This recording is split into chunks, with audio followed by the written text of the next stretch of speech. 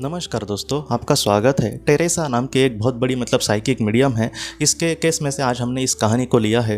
Teresa हमसे ये कहती है कि उसके पास एक बार एक माताजी आई थी और उस माताजी ने कुछ इस तरीके से बात कही थी कि उसने अपने कुछ महीनों पहले अपने बेटे को खोया था। एक नदी में वो तैरने के लिए गया था और वहाँ पर डूब गया था और उसकी मृत्यु हो गई थी। और उस दुख से वो बेचारी एक माँ ही है, वो उस दुख से उभर नहीं पा रही थी और बार बार वो ये कह रही थी कि मैं दिन रात कहीं ना कहीं रोती ही रहती हूँ अपने बेटे को याद करके। टेरेसा ये कहती है कि जब वो मुझसे बात कर रही थी तभी उसने उसके बेटे को उसका जो बेटा था, उसकी जो आत्मा थी वो वहाँ पर आई थी और उसके बेटे के आत्मा ने अपने माँ को जो भी महत्वपूर्ण संदेश कहे उसको आज हम देखेंगे। वो जो बेटा था उसने ये कहा कि तुम माँ मेरे लिए ज़रा भी चिंता मत करना, मेरा जो जाने का समय था वो आ ही चुका था। मेरा जो जीवन था, इस जीवन में मुझे ज़्यादा उम्र नहीं मिली थी और ये मेरी आत्मा के लिए बहुत ही ज़्यादा महत्वपूर्ण बातें थी। सारी चीज़ें मैं अगर यहाँ पर कहूँगा तो तुम अच्छे से नहीं समझ पाओगी, लेकिन एक दिन इन सारी चीज़ों को तुम बहुत ही अच्छे से समझ पाओगी। और उसके बाद उसके बेटे ने ये कहा, उसकी माँ ने बाद में ये कहा था कि अगर मैं तुम्हें वहाँ पर जाने से रोकती तो क्या तुम बच जाते। तब उसके बेटे ने बहुत ही महत्वपूर्ण बात कही, जिनके कोई अपने दोस्तों वो अगर दुर्घटना में या फिर और किसी कारण की वजह से आत्महत्या को छोड़कर अगर किसी की मृत्यु समझो हुई है तो वो बातें थोड़ा सा ध्यान से अच्छे से ये सुनना।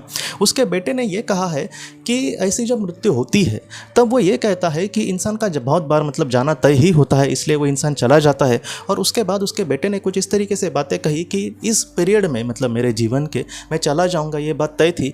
और मुझे कुछ ऑप्शंस दिए थे जब मैं इस दुनिया में आया था, तब मुझे कुछ ऐसे ऑप्शंस दिए थे कि जहाँ पर मैं किस तरीके से मृत्यु पसंद करूँगा। सबसे पहले उसने ये कहा था कि कोई बीमारी होगी और उसके बाद 1-2 महीने के बाद मैं बेड पे लेटा रहूँगा, पड़ा रहूँगा और उसके बाद मेरी मृत्यु हो जाएंगी। ये पहला मुझे एक रास्ता दिया गया था। दूसरा उसने ये कहा था कि मैं जाऊंगा जब रास्ते से तब कुछ लोग मुझे किडनैप कर देंगे और वो बाद में मुझे मार देंगे। ये मुझे दूसरा रास्ता दिया गया था। और तीसरा ये डूबकर मरने का कहीं ना कहीं रास्ता दिया गया था। और इन सारी चीज़ों में जो पहले जो 2 रास्ते थे वो उससे मेरी माँ को बहुत ही ज़्यादा और तकलीफ से गुजरना पड़ता, इसलिए मैंने ये रास्ता चुना था। लेकिन इसका ये नहीं है कि जिनके साथ जो किडनैपिंग होती है या फिर जो और बेचारे इस दुनिया से चले जाते हैं और जो बीमार होकर इस दुनिया से चले जाते हैं वो लोग वैसे ही चुना है उसने, ऐसी बात नहीं होती। हर एक जीवन अलग अलग होते हैं आत्मा के, तो उस तरीके से वो अपने जीवन में आगे बढ़ती है। हम इस आत्मा की सिर्फ बात कर रहे हैं कि इसके सामने ऐसे रास्ते दिए गए थे। सारे ही आत्माओं को ऐसे रास्ते दिए जाते हैं, ऐसा भी नहीं है दोस्तों, लेकिन इसको कुछ ऐसे दिए थे। और उसने ये कहा है कि अगर मैं वहाँ पर चला भी नहीं जाता नदी में, फिर भी किसी ना किसी रूप से मैं इस दुनिया से चला ही जाता माँ। इसलिए तुम ऐसे मत सोचना कि ये तुम्हारी गलती है। एक ना एक दिन हम ज़रूर मिलेंगे और हम बहुत सारे जन्म ज़रूर ले सकेंगे, लेकिन फिलहाल तुम अपने जीवन में आगे बढ़ना।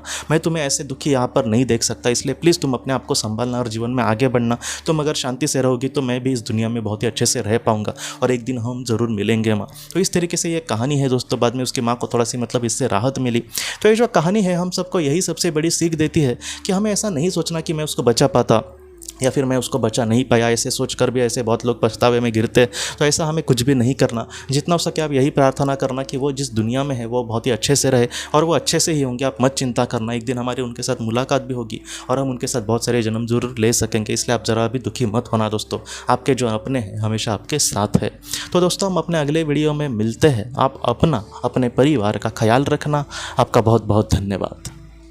अगर आपको पास्ट लाइफ रिग्रेशन या फिर हमारे अपनों के लिए ऑटोमेटिक राइटिंग करनी है तो आप इस व्हाट्सएप नंबर पर मैसेज कर सकते हैं। हम आपको किसी अच्छे थेरेपिस्ट के बारे में ज़रूर बताएंगे।